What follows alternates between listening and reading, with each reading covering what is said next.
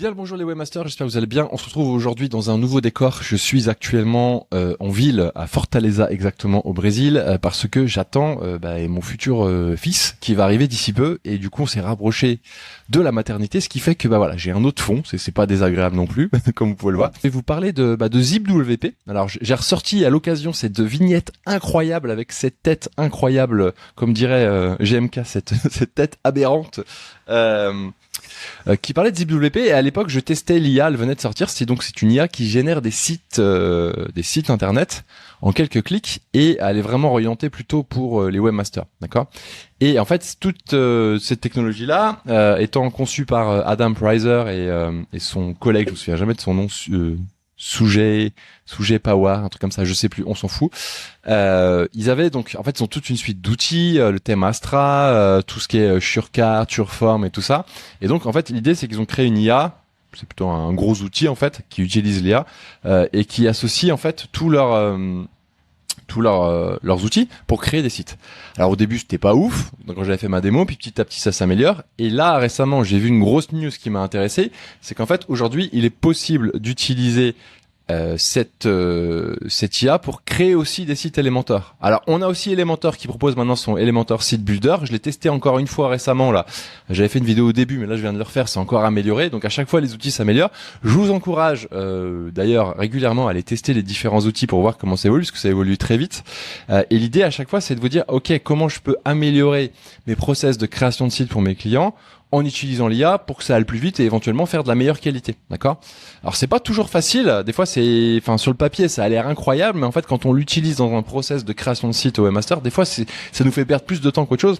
Donc il faut aller tester, je vous recommande de le tester. Et là aujourd'hui en fait ce qu'on va faire ensemble, c'est que je vais faire ma veille, j'ai peu de temps en ce moment, donc je vais faire ma veille et je vais tester cet outil avec vous. Alors pour gagner du temps, j'ai déjà généré un site en fait avec ZipWP, j'ai déjà généré un site Elementor. Juste pour vous dire comment ça marche, je suis allé sur l'interface, donc j'ai créé un nouveau complete site, d'accord. Après ils m'ont demandé quel était le nom de mon site. Je l'ai appelé Café Jojo. Pourquoi Café Jojo? Parce qu'en ce moment, je suis en train de vendre du café aussi. C'est un site qui s'appelle Café Rogo. Si vous voulez du bon café en ligne, du café torréfié, c'est à la commande. Voilà, c'est un artisan local. On s'est associé et voilà. Si je sais que les webmasters vous aimez beaucoup le café, moi. J'en bois, regardez, je vous mens pas. Voilà, allez voir, c'est vraiment du bon café.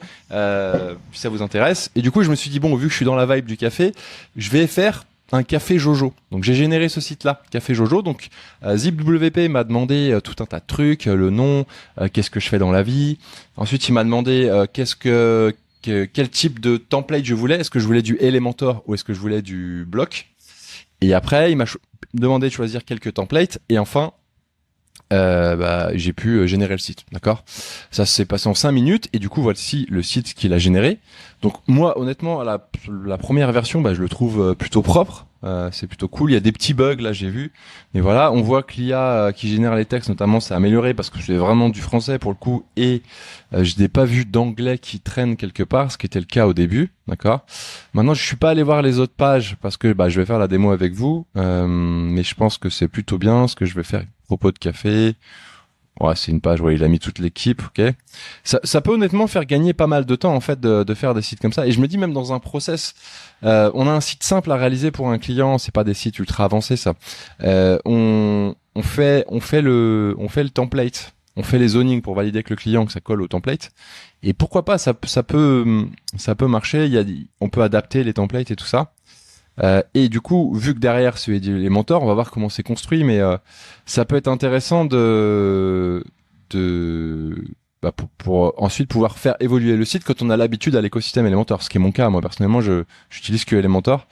Et c'est un peu ce que je reprochais à ZipWP, c'est que voilà, il fallait rapprendre une techno qui est la techno de Adam Preiser, Astra, Spectra et tout ça. Et c'est pas ce que j'utilise moi, et j'ai pas l'habitude en fait d'intégrer des maquettes avec ces technos là. Donc ça c'est la partie entre guillemets la partie front. On va faire un petit tour sur la partie back.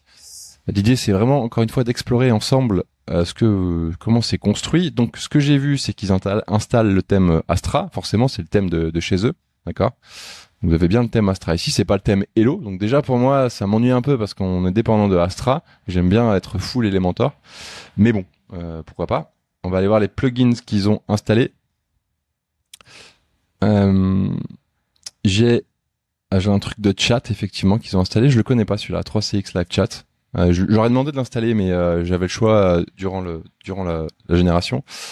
Elementor, SureCart, j'ai dit que je voulais faire du e-commerce, SureFarm, SureMail, ok pour l'envoi email. Donc il met toute la suite SureCart et tout ça. J'ai vu qu'il propose aussi SureTrigger si on veut faire des automatisations. C'est normal, c'est leur produit. Ok, on va aller voir dans le theme builder comment ils ont construit, enfin quel type de template ils ont mis en place, parce que moi c'est ce qui m'intéresse. Est-ce qu'il y a un header? Ouais, donc c'est pas, ok, donc en fait c'est pas Elementor Pro, donc ça reste la version gratuite. Donc, ok, j'ai compris. Donc en fait ils n'utilisent pas le theme builder de Elementor pour le moment, mais par contre ils utilisent les pages. Ok, qu'est-ce qui s'est passé là? Un petit bug. Bon, on vient de perdre le site. Alors j'avais chargé la page d'accueil sur Elementor, on va regarder ça en attendant. Ils utilisent donc bien, en fait ils utilisent juste Elementor pour les containers, pour le contenu des pages, d'accord. Et là on voit qu'ils utilisent bien des containers. Ok, enfin ils utilisent vraiment les éléments Elementor. Donc ça c'est plutôt cool. Par contre si on est vraiment un fan d'Elementor et qu'on veut utiliser le header et le footer et tout ça, et puis toute la partie blogging, eh bien on peut pas. D'ailleurs, je me pose la question de comment ils ont géré l'appel des blogs. Ah bah elle est pas gérée avec Elementor du coup. Je suis en train de voir. Ok, donc c'est vraiment en fait, bah, ils disent qu'ils vendent des trucs compatibles Elementor, mais en fait ils vendent qu'une partie. Ok, on n'est pas sur du full Elementor. Bon, ok, faut tester, faut voir. Ok. Bon, cette vidéo s'adresse vraiment à ceux qui sont fans d'Elementor, hein, parce que sinon vous allez pas comprendre ce que je dis. Le Customer Dashboard, c'est pour la partie e-commerce. Checkout, ils utilisent le store checkout j'imagine de SureCart, forcément. La page de boutique, pareil. Donc en fait, on est vraiment sur des sites qui sont générés hybridement, on va dire, entre Elementor et leurs outils. Ok, ça reste propre, hein. C'est pas déconnant. C'est pas déconnant du tout. Mais du coup, si on est vraiment fan de Elementor, bon bah, on est un peu sur notre fin. Mais ça reste propre. Voilà. Je sais pas ce que je peux aller voir d'autre. Enfin, moi, j'ai déjà vu ce que je voulais voir en fait dans ma démo. Je me dis que ça peut être vraiment intéressant si on veut faire un site e-commerce rapide avec SureCart par exemple. Ça peut faire gagner du temps. Mais je voulais aller voir les articles. Je sais pas s'il y a des exemples d'articles. Par exemple ça, donc ça c'est les templates des articles sont pas générés avec Elementor, j'imagine du coup aussi. Ok. Ouais, je peux pas modifier vraiment le template, c'est le thème Astra qui le gère. Ok, bon bah je pense qu'on a vu ce qu'on voulait voir. Personnellement, je pensais que c'était beaucoup plus orienté Elementor, mais en même temps ils ont pas la licence Elementor Pro à donner, donc c'est logique qu'ils puissent pas ajouter le header et le footer et tous les éléments du theme builder. Mais ça ne nous empêche pas de éventuellement les utiliser nous. Voilà, bah écoutez, je voulais juste vous partager cette news, j'espère que ça vous permettra de faire votre veille en même temps que moi, ça peut-être sans même devoir le tester.